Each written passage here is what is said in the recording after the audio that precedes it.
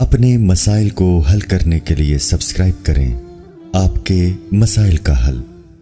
بسم اللہ الرحمن الرحیم۔ پہلا سوال ہی بڑا عجیب ہے جی۔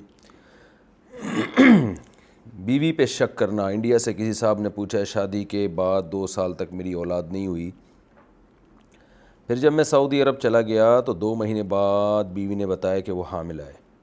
ابتدا میں تو مجھے بہت خوشی ہوئی، پھر 11 ماہ کے بعد بچہ پیدا ہوا۔ میں اس کو کہتا تھا کہ یہ تو بہت تاخیر ہو گئی ہے ولادت میں، تو میری بیوی ناراض ہوتی تھی کہ آپ مجھ پر الزام لگا رہے ہیں۔ میرے پاس کوئی ثبوت بھی نہیں ہے، مجھے نہیں پتا کہ میری بیوی سچ بول رہی ہے یا جھوٹ بول رہی ہے۔ میں بہت پریشان ہوں کہ کیا کروں۔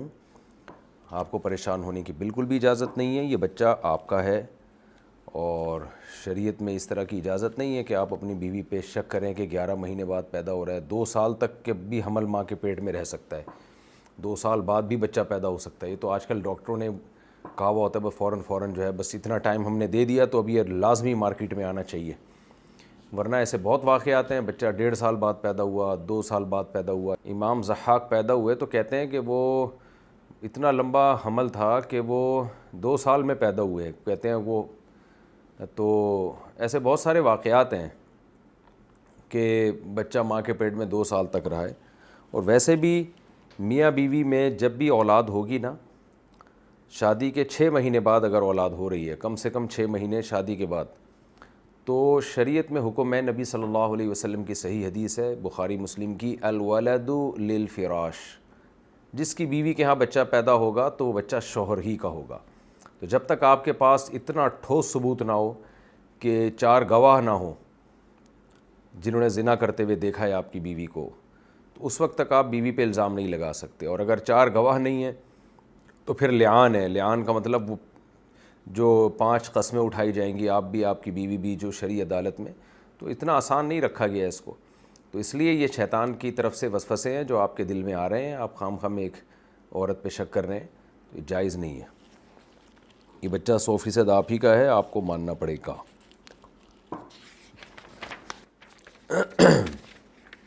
صف میں دائیں بائیں نمازیوں کا کم یا زیادہ ہونا۔ سعد علی سیالکوٹ سے۔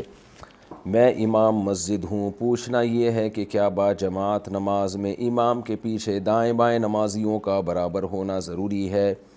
ابتدا میں تو برابر ہوتے ہیں، مگر بعد میں کبھی دائیں طرف کبھی بائیں طرف کچھ لوگ زیادہ ہو جاتے ہیں۔ تو کیا یہ گناہ ہے؟ اس سے نماز میں کوئی فرق تو نہیں پڑے گا؟ نہیں جی، نماز میں کوئی فرق تو نہیں پڑے گا، لیکن امام کا بیچ میں رہنا سنت ہے، اس لیے صف دونوں طرف برابر ہونی چاہیے۔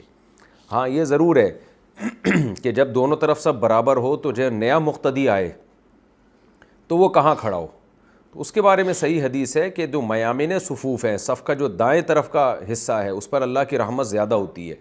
تو اس لیے کہ نو وارد جب آئے گا، نیا پرسن جب آئے گا، تو اسے چاہیے کہ سیدھے ہاتھ، صف کی جو سیدھے ہاتھ والا حصہ ہے وہاں کھڑا ہو۔ پھر جو اس کے بعد جو شخص آئے گا وہ دیکھے اگر کہ سیدھے ہاتھ والا حصہ زیادہ لمبا ہو گیا تو پھر وہ بائیں طرف چلا جائے تاکہ امام بیچ میں رہے۔ تو یہ یعنی خلاف سنت تو ہے یہ کہ ایک طرف کی صف بہت لمبی، دوسری طرف کی چھوٹی، خلاف سنت تو ہے یہ، لیکن یہ کہ اس سے نماز ہو جائے گی۔